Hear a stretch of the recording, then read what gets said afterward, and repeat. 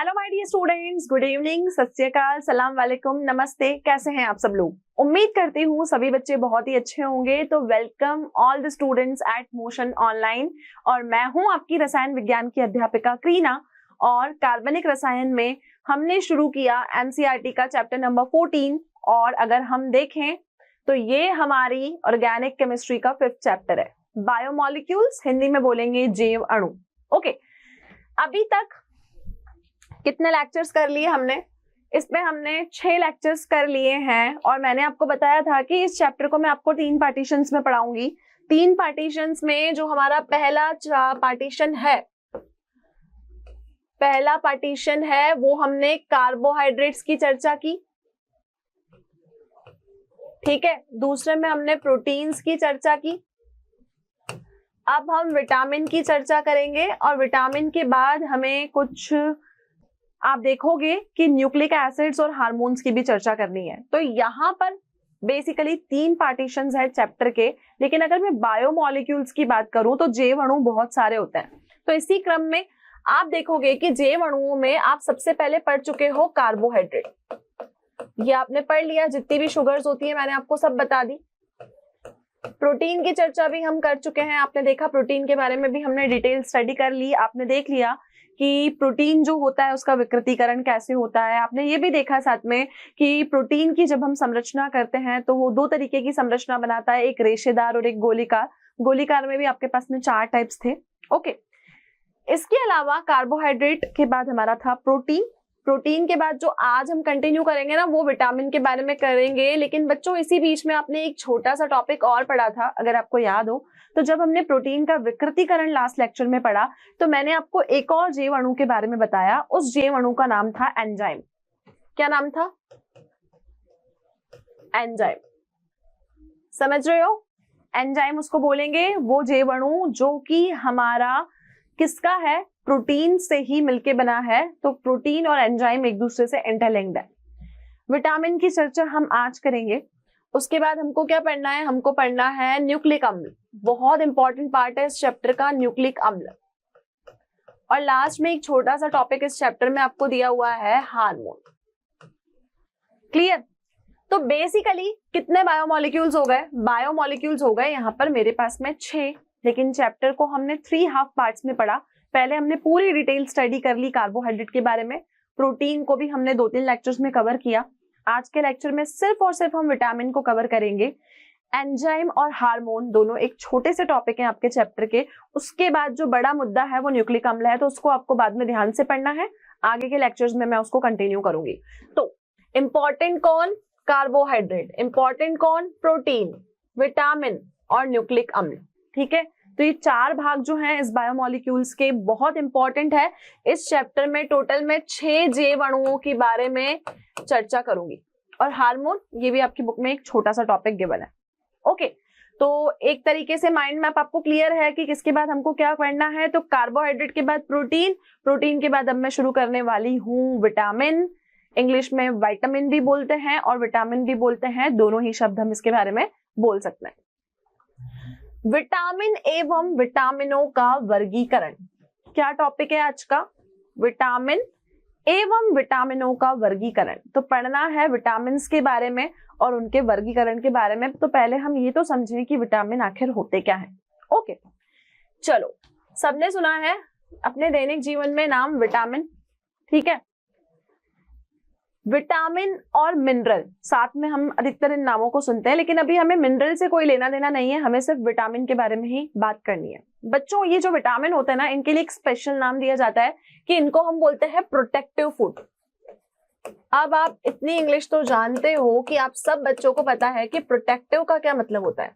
Protective का मतलब होता है कि हमारा बचाव करने वाला, हमारी रक्षा करने वाला, हमारी सुरक्षा करने वाला। विटामिन को बोला प्रोटेक्टिव फूड। तो आप देखोगे कि ये जो विटामिन है ना, ये प्रोटेक्टिव फूड क्यों है? क्योंकि ये रक्षक है। रक्षक कैसे है? ये हमारी रक्षा करता है। और रक्षा किससे करेगा? दुश्मनों से। और यहाँ दुश्मन कौन है? यहाँ दुश्मन है हमारी बीमारियां। तो बीमारियों से बचने के लिए हमारी जो रक्षा करता है वो रक्षक हमारा विटामिन ही है, ठीक है।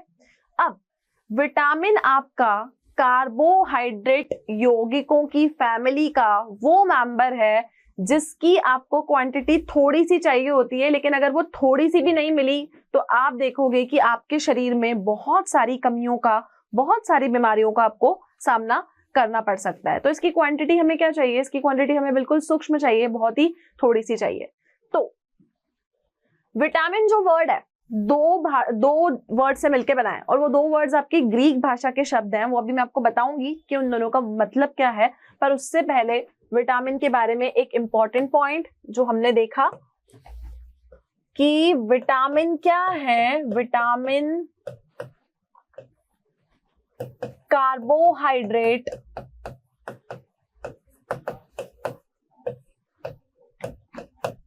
यौगिक हैं जिनकी मात्रा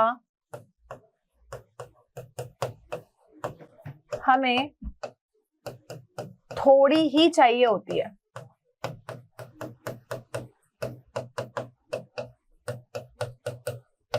ठीक है, थोड़े से ही चाहिए हमें बॉडी में, बहुत ज्यादा नहीं चाहिए। अगर बहुत सारे भी हो गए तो वो भी बीमारी का घर है। विटामिन वो कार्बनिक यौगिक हैं जिनकी मात्रा हमें थोड़ी सी चाहिए। अगर वह थोड़ी मात्रा नहीं होगी, अगर वह थोड़ी मात्रा नहीं होगी तो क्या होगा? तो हमें बीमारियों का सामना करना पड़ेगा।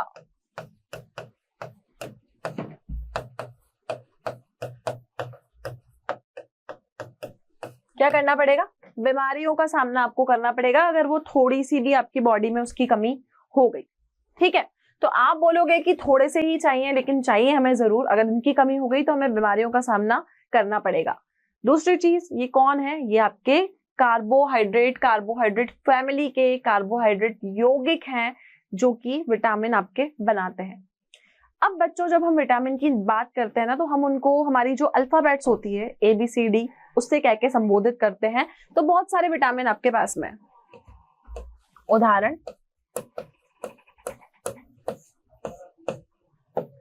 क्या क्या उदाहरण है आपके पास में? है vitamin A, B, C, D, E, K। ठीक है, फिर ये विटामिन जो बी है ना, इसकी और भी बड़ी फैमिली है, vitamin B1, vitamin B2, vitamin B12। ये सब क्या है? ये सब विटामिन है, और इनको हम अल्फाबेटिकल ऑर्डर में ABCD के रूप में हम इनको बेसिकली संबोधित करते हैं। ओके, अब vitamin A, B, C, D, E के जितने भी विटामिन हैं, अगर किसी की भी कमी हो गई ना, तो हमारी बॉडी में आप देखोगे कि हमको कुछ ना कुछ बीमारियों का सामना करना पड़ता है। और इन विटामिन को हम कैसे लेते हैं? हम इनको एक्सटर्नल सोर्सेज के थ्रू लेते हैं, बाहर से लेते हैं। और बाहर से कैसे लेते हैं? हम उसको अपने भोजन में किसी न किसी खाने के रूप में हम उसको लेते हैं। वो किसी न किसी ऐसे खाद्य पदार्थ में पाया जाता है जिससे हमें वो विटामिन की पूर्ति हमारे शरीर में होती है। तो ये दोनों कैटेगरीज है विटामिन की। विटामिन बी को आगे और वर्गीकृत किया गया, vitamin B, vitamin 2, vitamin B1, B12। तो ये सारे आपके विटामिन का वर्गीकरण है, मतलब विटामिन के आपके ये टाइप्स हैं। तो अब हम किसी के आधार पर विटामिन को क्लासिफाई नहीं कर सकते, क्योंकि विटामिनों की ना तो कोई संरचना है ना उनका कोई आधार है। तो विटामिनों को हम किसी संरचना के रूप में आधार मानकर उनको वर्गीकृत नहीं कर सकते। तो विटामिन के लिए यहाँ पर परिभाषा क्या होगी? तो देखिए, विटामिन की परिभाषा क्या होगी?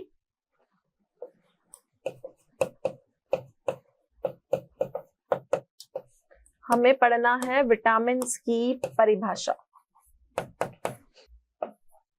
यह वह कार्बनिक पदार्थ हैं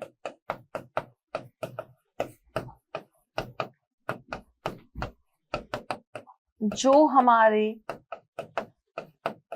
जैविक क्रियाओं को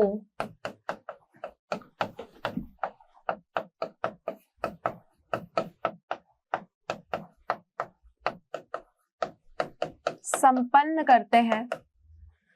और आप देखोगे यह किसी जीव की इष्टतम वृद्धि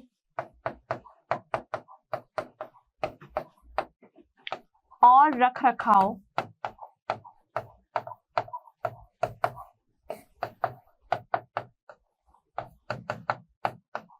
के लिए जरूरी है। ठीक है, क्या परिभाषा बोली मैंने विटामिन के बारे में, देखिएगा।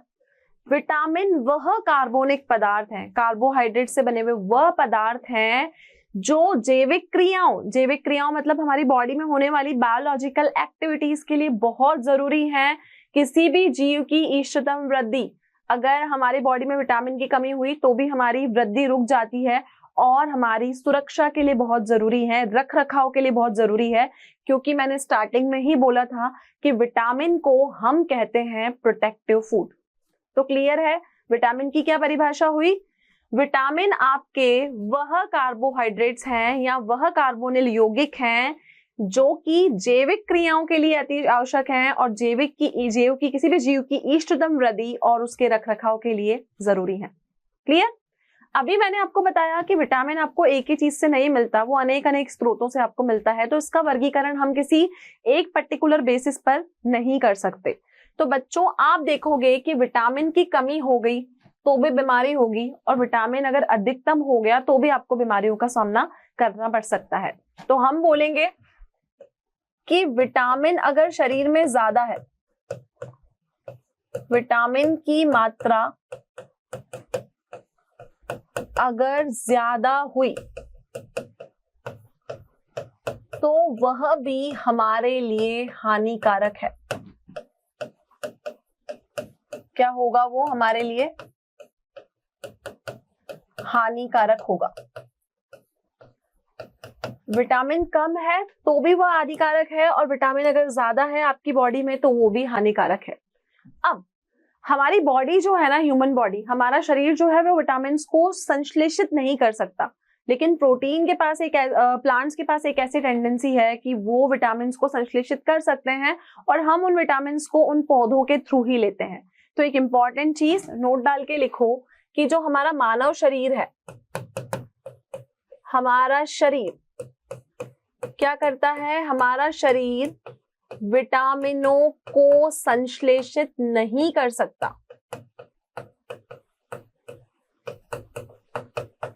हमारा शरीर विटामिनों को संश्लेषित नहीं कर सकता। अगर हमारा शरीर विटामिनों को संश्लेषित नहीं कर सकता तो हमारे पास में क्या है, पौधे हैं। पौधे विटामिनों को संश्लेषित कर सकते हैं।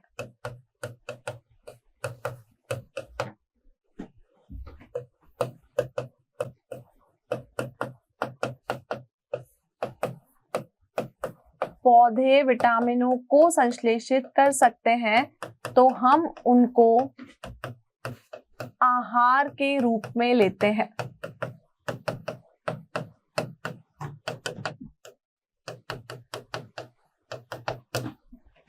ठीक है, तो यहां पर हमारा शरीर तो विटामिन को संश्लेषित नहीं कर सकता, लेकिन पौधे जो हैं वो विटामिनों को संश्लेषित कर सकते हैं, तो हम उनको आहार के रूप में ले सकते हैं। अब बच्चों, जो हमारा आहार नली होती है, हमारी फूड पाइप होती है, उसमें एक बैक्टीरिया होता है, वो भी क्या करता है, विटामिन को सिंथेसिस करने का काम करता है। तो हम बोलेंगे एक और पॉइंट, ये नोट 1, ये नोट 2, हमारी आहार नली में एक बैक्टीरिया मौजूद है।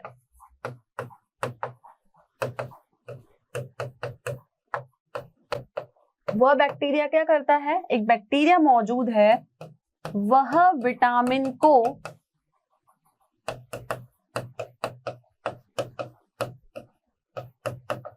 संश्लेषित करने का काम करता है।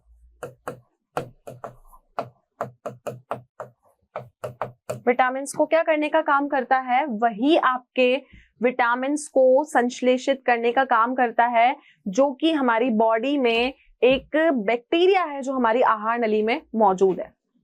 अब बच्चों, मैंने आपको एक चीज बताई चैप्टर के स्टार्टिंग में, एक बार मैं फिर से बताती हूँ क्योंकि हमने उसको डिटेल में अभी तक नहीं पढ़ा। ये जो वर्ड है ना, विटामिन, ठीक है, ये आपका विटामिन शब्द एक ग्रीक भाषा से लिया गया शब्द है। कौन सी भाषा से लिया है इसको? इसको ग्रीक भाषा से लिया है। और इस ग्रीक भाषा का जो वर्ड था ना वो था VITAMINE, पीछे स्पेलिंग में ई भी लगा हुआ था। ठीक है, अब ये दो वर्ड से मिलके बना है। देखो वो दो वर्ड क्या है, VITA मतलब वाइटल और ये अमीन्स। ठीक है, दो वर्ड्स हो गए, तो ये हो गए आपके वाइटल अमीन्स। विटामिन दो शब्दों से लिया है, वाइटल और अमीन्स। वाइटल का मतलब इंग्लिश में वाइटल वर्ड का हिंदी मीनिंग ये होता है, वाइटल का मतलब जो बहुत ही महत्वपूर्ण हो, बहुत ही आपको बॉडी में जरूरत हो, वाइटल हो आपकी बॉडी के लिए। और अमीन्स का मतलब NH2 ग्रुप इसमें हो। अब बच्चों जब पहले ये माना जाता था कि जो विटामिन है ना वो आपके अमीन्स है, क्या है वो अमीन्स है, तभी जब इनको ढूंढा गया तो इनको बोला गया वाइटल अमीन्स। वाइटल मतलब जो हमारी बॉडी की क्रियाओं के लिए बहुत ज्यादा जरूरी है, और अमीन्स का मतलब इनमें अमीन है।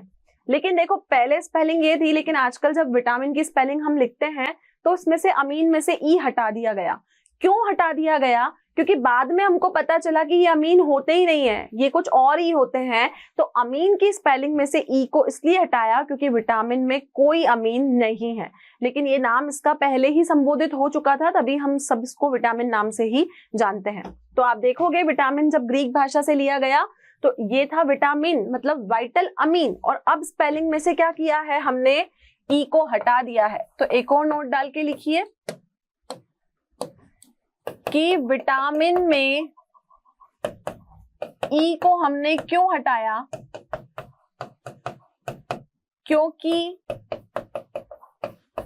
बाद में जब और रिसर्च हुई तो बाद में जो और रिसर्च हुई, शोध हुई, तो उसमें पता चला, तो उसमें क्या पता चला, उसमें पता चला कि विटामिन में अमीन नहीं होता। क्या नहीं होता?